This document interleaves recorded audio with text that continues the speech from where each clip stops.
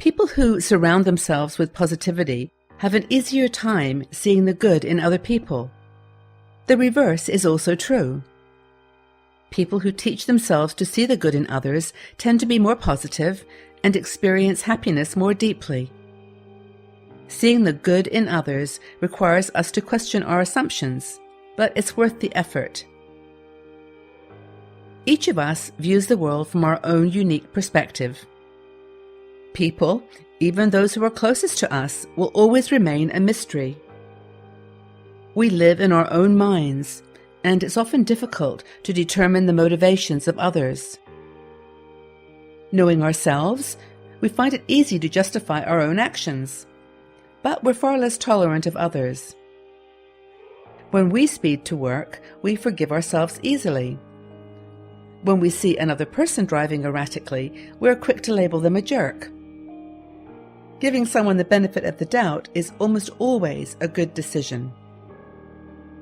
As you think of positive alternative explanations for the behaviors of others, you will find your anger diminishing and your positivity increasing. It's also easy to jump to label a person based on too little information. If we hear someone yell, we start to think of them as an angry person.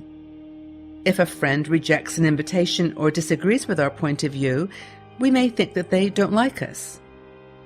Even worse, once we form an opinion about someone, it's difficult to change our mind and see them in a new light. Reserving judgment is a difficult yet critical step on the path to positivity. On the surface, every person is unique. They have a unique history and personal story.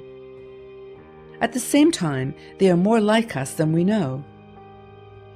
Like you, they're infinitely precious and wonderfully flawed. We cannot know the thoughts of others, but this is exactly why it is so important to give them the benefit of the doubt. Every interaction with another person is important.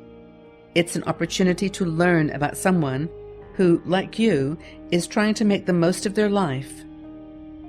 Can you think of a time when you jumped to a conclusion about someone? What did the experience teach you? To see the good in others, we must first learn to see the good in ourselves. When we understand our own biases and prejudices, we can compensate for them. We may not be able to let go entirely, but we can start to identify the buttons that push us to anger. Sometimes, simply being aware of our own triggers can help us to recognize when we're judging others unfairly. And if we can learn to recognize our anger, perhaps we can learn to replace it with laughter. Maybe we can see the humor in the human experience. Knowing yourself is not just about avoiding negative emotions. It is also about finding genuine self-acceptance.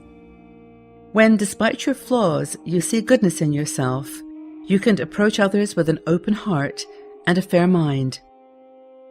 What do you love most about yourself?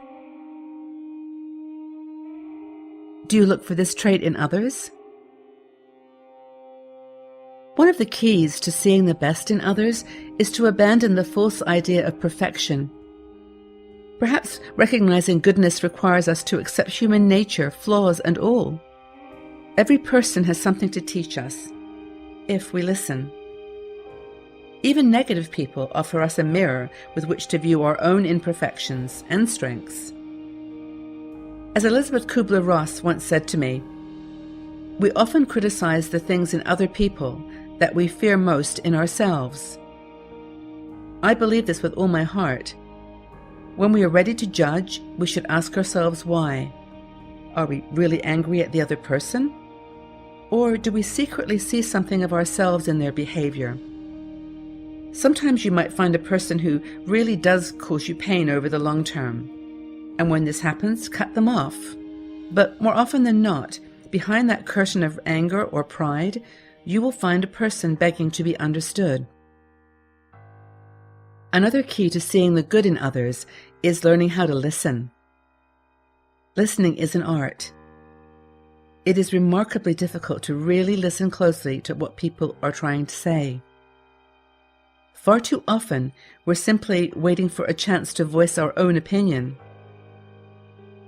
And when we seek to understand first and be understood second, we cannot help but see the good in others.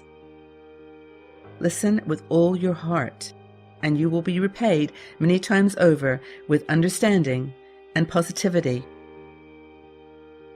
Every interaction can be viewed in multiple ways. We forgive ourselves just as easily as we blame others, and in doing so, we cut ourselves off from a valuable source of happiness and positivity.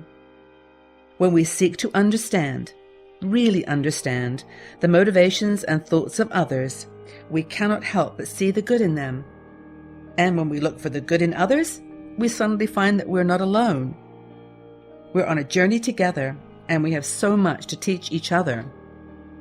When we look for the good in others, more often than not, we find the good in ourselves. And nothing will bring us closer to true happiness than an acceptance of ourselves. Call to action. Take 5 minutes to think about the people closest to you. Can you think of a time when you judged them unfairly? Think about how much happier you would have felt if you'd asked them kindly and without judgment to explain themselves. Make a lasting change. Every negative thought that is aimed toward another person is an opportunity to learn. Pay attention to the way you describe another person's actions in your mind. Look for alternative explanations where possible.